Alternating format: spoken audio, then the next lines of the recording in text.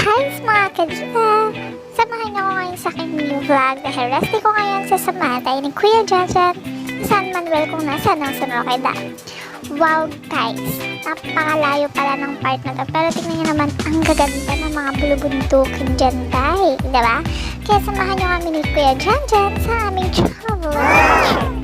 Dito sa part na to pala guys, nakita namin dyan si tatay, nag-uuling pala siya dyan. Medyo malayo-layo din itong sa Roqueda pero akala ko talaga nung una sa Metro Manila yan guys. Pero tingnan nyo guys, ang laki ng dam. Ang laki, akalain mo parang dagat. Sabi ko nga sa kanya dagat ito hindi, pero sabi niya dam daw yan guys. Sabi niya mas maganda daw sa part sa taas.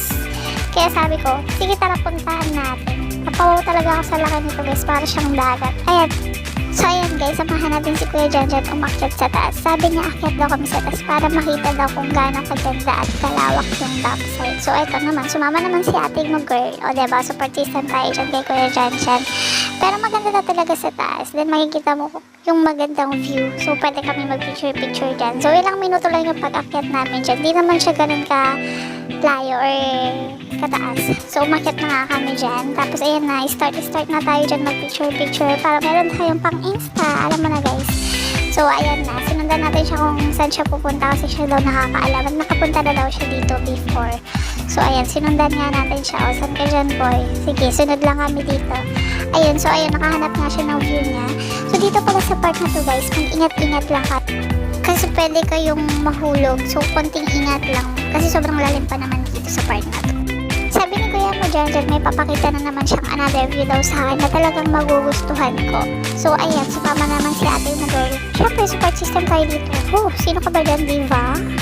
Ang ganda sa part na to guys, probinsyang-probinsya talaga yung dating. Sabi nga ni Kuya Janjan, ganito lang gusto niyang vibes eh. O sige, oo na lang tayo. Basta susunod na natin siya. Support system ba tayo guys? Alam mo na, GFP? Oh! Sino ka dyan? Okay guys, ito sa part na to sobrang ganda talaga. Makikita mo talaga yung asul na langit, tapos yung berdeng kulay na pare. Diba napakaganda guys? Then pogi siya dito sa part na to ha. Sige, kuhanin kita dyan. Pang insta mo dyan guys. O, meron ka ng kamay din. So, sa part na to guys, sumuwi na rin kami kasi sobrang pagod na din.